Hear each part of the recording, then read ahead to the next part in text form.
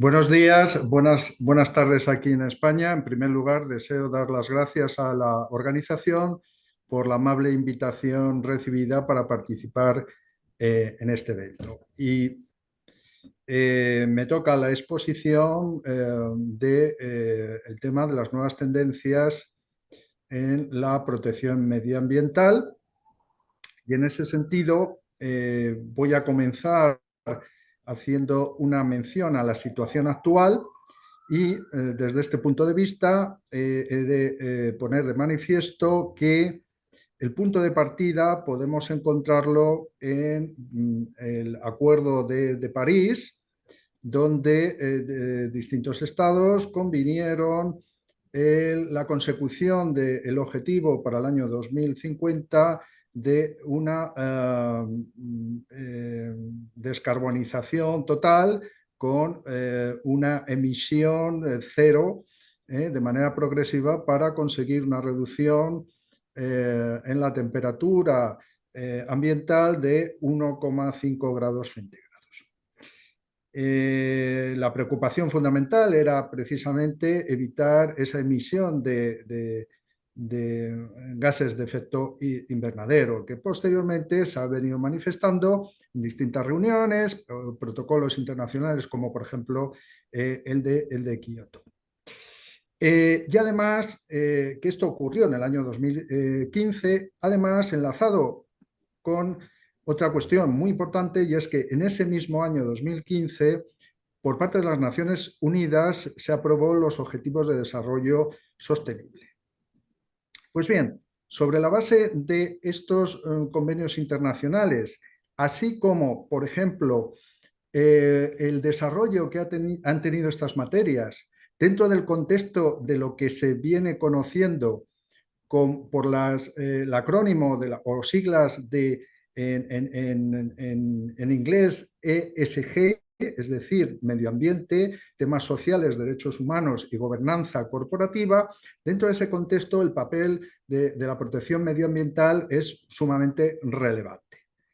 enlazado con todas las cuestiones del cambio climático. Pues bien, en este contexto que también se ha venido manifestando, por ejemplo, en numerosos acuerdos de libre comercio, tanto bilaterales como multilaterales. Por ejemplo, en este momento está en fase de actualización o modernización la Carta de la Energía, precisamente para recoger esa transición energética del fuel, del petróleo, en sus distintas variantes, como pueden ser, por ejemplo, tema de fracking o shale gas, o por ejemplo temas de combustión de carbón, o temas, por ejemplo, relacionados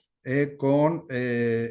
propiamente petróleo, gasolinas, y evitar precisamente esa contaminación y con una transición hacia energías más limpias, energías renovables como la fotovoltaica, solar o eólica.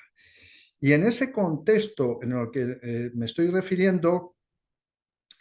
hemos observado que no solo en estos textos mencionados, sino también, como decía, en estos acuerdos de libre comercio bilaterales o multilaterales, observamos algo que tiene suma importancia, y es que tanto los estados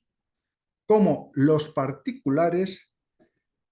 son sujetos activos, asumen, se les reconoce en el ámbito internacional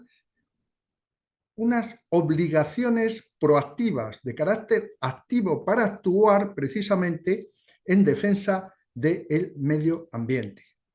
para no contaminar, para mitigar los efectos si se ha producido esa contaminación, etcétera, etcétera, etcétera. Por ejemplo,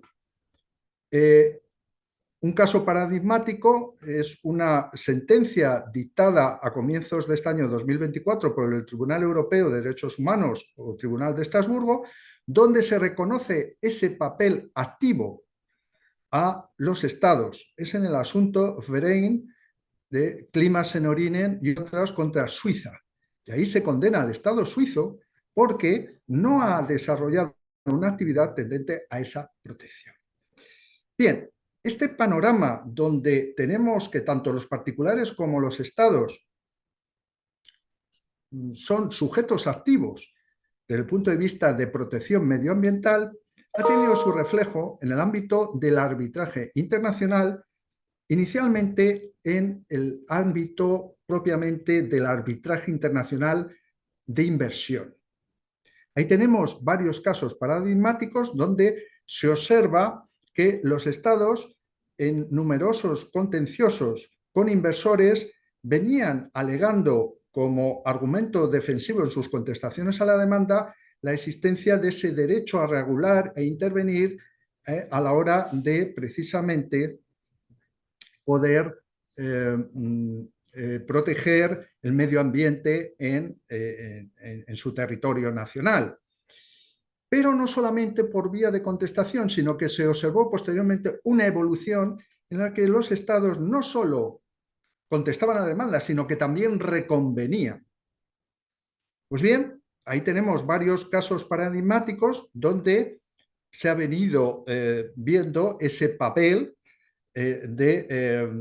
activo del Estado, pero con distintos resultados. Por ejemplo, en el asunto Vattenfall contra Alemania,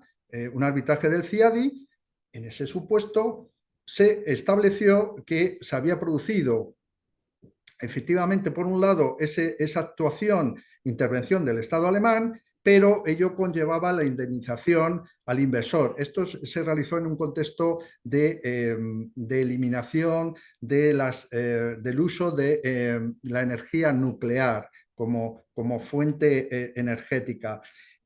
Otros casos, por ejemplo, el caso Rohopper contra Italia, donde allí la cuestión era que se estimó por parte también de un arbitraje de CIADI una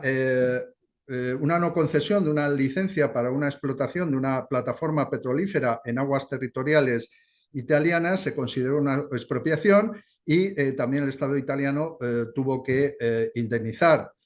Pero ha habido otros casos donde no se ha producido esa indemnización por parte del Estado, pese a reconocerse ese derecho a regular. Por ejemplo, en el caso de David Aben contra Costa Rica. En otros casos se ha mitigado esa indemnización, por ejemplo,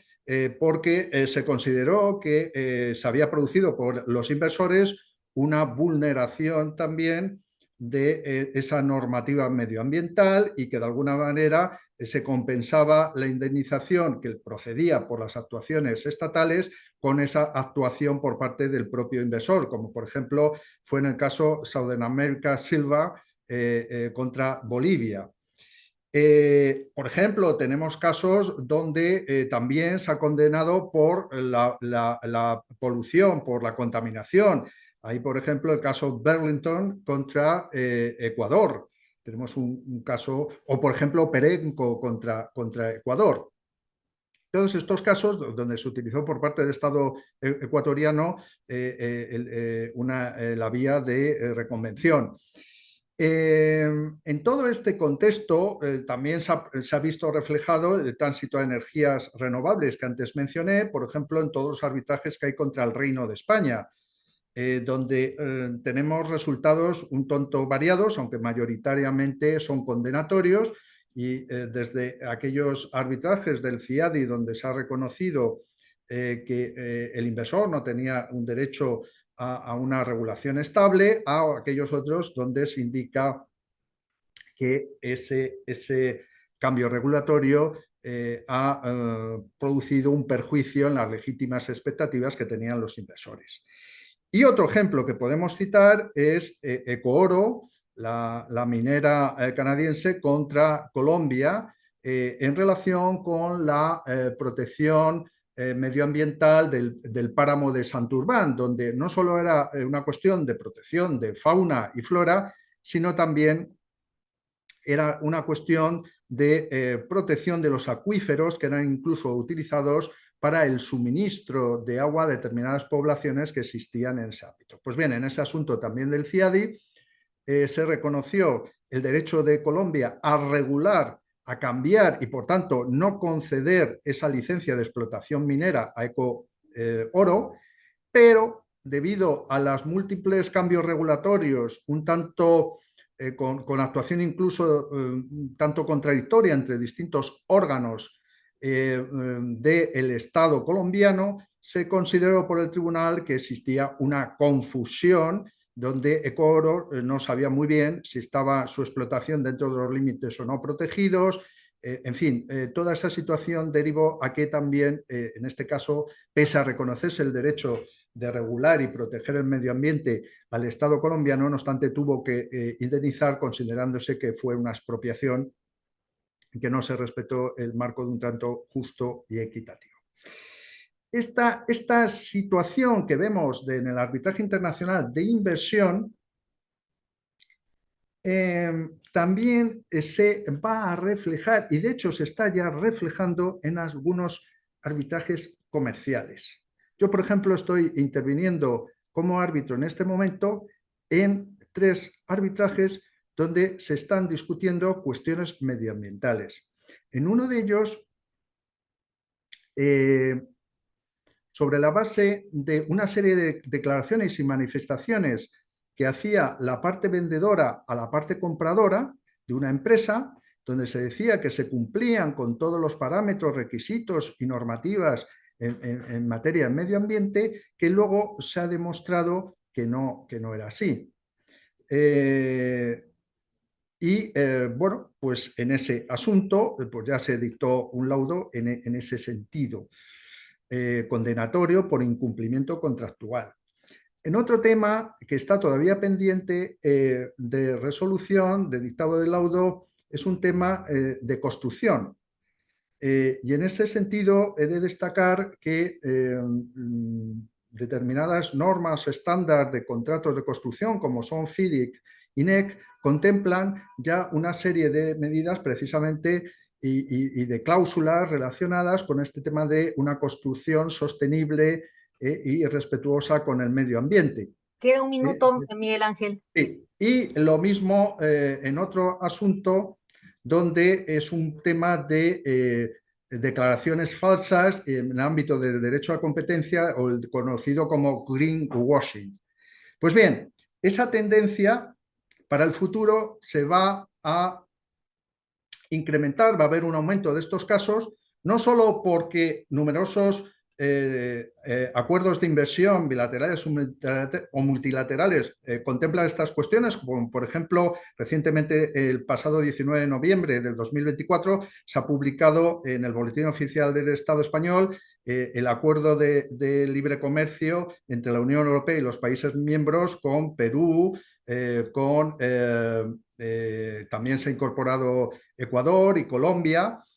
o por ejemplo en el acuerdo marco avanzado también recientemente que se suscribió con Chile y la Unión Europea. Pero esa tendencia se va a ver incrementada, por ejemplo, también en el arbitraje comercial, por temas reputacionales, en arbitrajes ad hoc institucionales, como por ejemplo la reciente aprobación el pasado 13 de junio de la directiva donde se establece un deber de diligencia de las empresas en el ámbito de la sostenibilidad y aplicación también a la cadena de suministro. Esto va a tener enorme repercusión desde el punto de vista, por ejemplo, de los contratos en el ámbito de construcción, todos los contratos,